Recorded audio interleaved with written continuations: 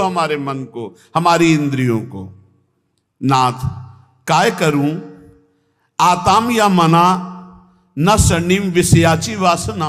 मैं क्या करूं, ये मन इंद्रियों के साथ विषयों में भाग रहा है, ये विषय वासना छोड़ना नहीं चाहता। प्रार्थिताहिम राहे ना आदरिम पतना ने धालिम। मैं प्रार्थना करता हूं, राह पर लाने के लिए डांट लगाता हूं, लेकिन ये मन अपनी इंद्रियों के साथ भोगों में भाग जाता है। हे विठ्ठल दौड़ो, अब दौड़ो, नहीं तो अब ये गया, अब कोई राह नहीं दिखाई दे रहा है, मन ले जाएगा इंद्रियों को विषयों में। ये सब तड़ातड़ बंधन तोड़ करके विषयों की तरफ भाग रहा है। आशा तृष्णा कल्पना ये पापिनी मेरा नाश कर रही। तुकाराम कहते चक्रपाणी पांडुरंगा अब बचा लो, नहीं बाद में क्या होगा, गिरने के बाद उठाने आओगे तो फायदा क्या, गिरने ही ना दो, आप ऐसे सामर्थ्यशाली हो।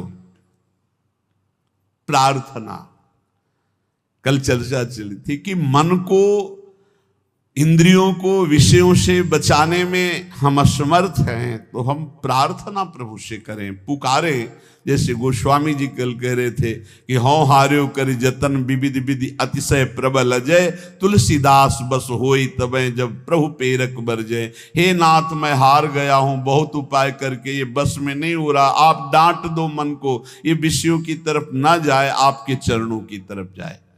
ये भक्त की दैन्य पुकार होती। तुकाराम जी महाराज बहुत ऊंची स्थिति के महापुरुष हैं, वो अपने लिए ऐसी बात करे कि जब इंद्रियां ऐसी दशा में हो, मन ऐसी दशा में हो, तो प्रभु को पुकारो।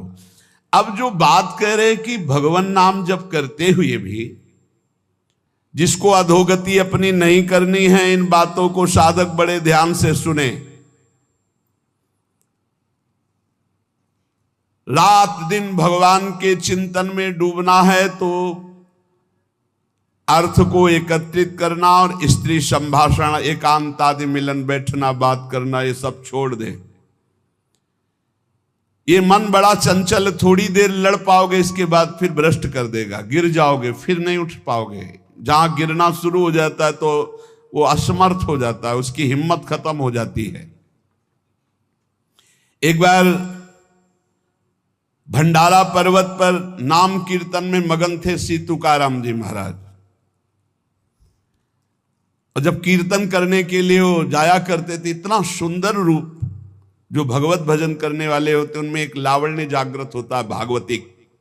वो सांसारिक बनावटी सुंदरता नहीं होती है कि वो नाना प्रकार के लेप लगा करके गोरा बनना, सुंदर बनना।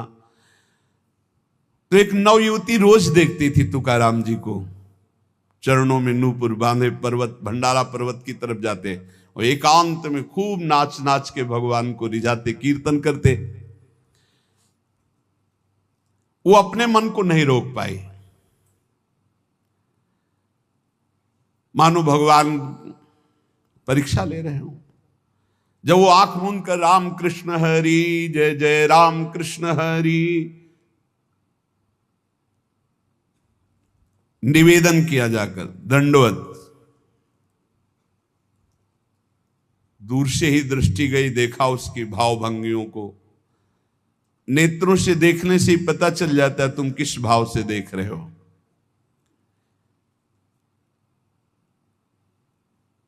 जे भी देखा, अंदर उनके जो भाव प्रकट हुए, इसी समय अभंग की रचना की।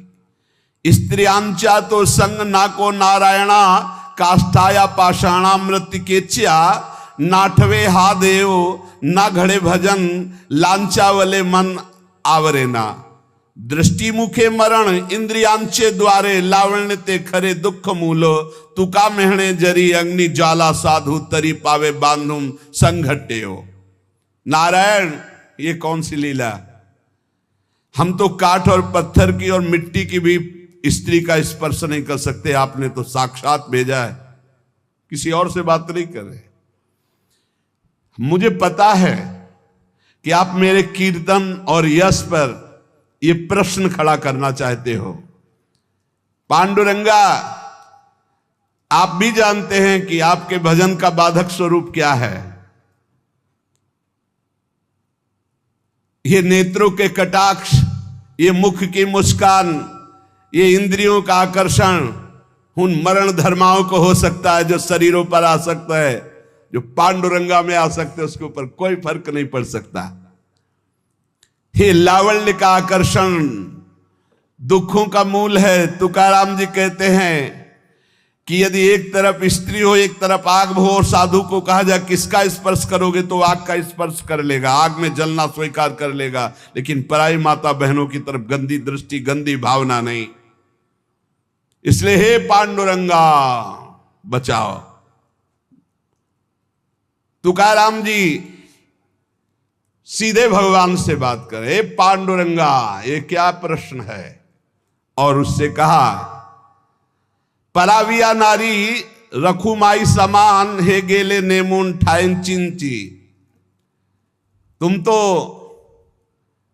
हमारे पांडुरंगा की प्रिय रुक्मिणी माता के समान हो, रखुमाई समान। जैसे हम पांडुरंगा के पार्श्व में विराजमान रुक्मिणी माता को देखते हैं, हे माता तुम तो वैसे हमारी दृष्टि में हो, तुम रुक्मिणी माता के समान हो। इसलिए तुम जाओ, तुम्हारी यहां कोई चेष्टा की चाल नहीं चलेगी। जानती हो हम कौन हैं?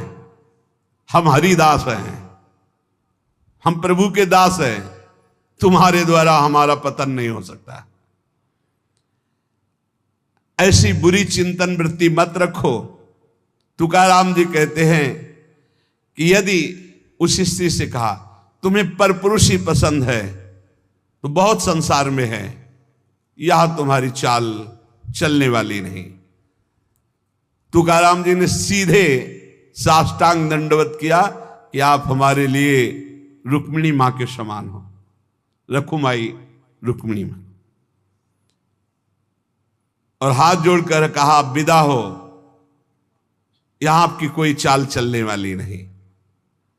परमार्थ का महावीर सुभट एकांत भंडारा पर्वत है, कोई वहां दूसरा नहीं। और नवयुवती सुंदरी आकर्षण कर रही, हृदय में कैसी भावना है कि जो विठल के पार्श्व में विराजमान रुक्मिणी माता वो उनके समान आप हो और साष्टांग दंडवत। ये है भक्ति का चमत्कार।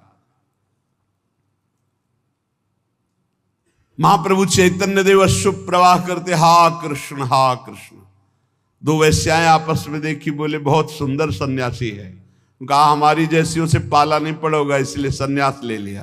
बोले नहीं ऐसा तो नहीं दिखता। बोले अभी दिखाती हूं। नजदीक गई, महाप्रभु तो से ही जो ही उन्होंने हाव भाव प्रकट किया तो रोते हुए प्रणाम करते हुए कहा, मां आप ऐसी करुणा करो कि मेरा हृदय जल रहा है, मुझे श्री कृष्ण मिला।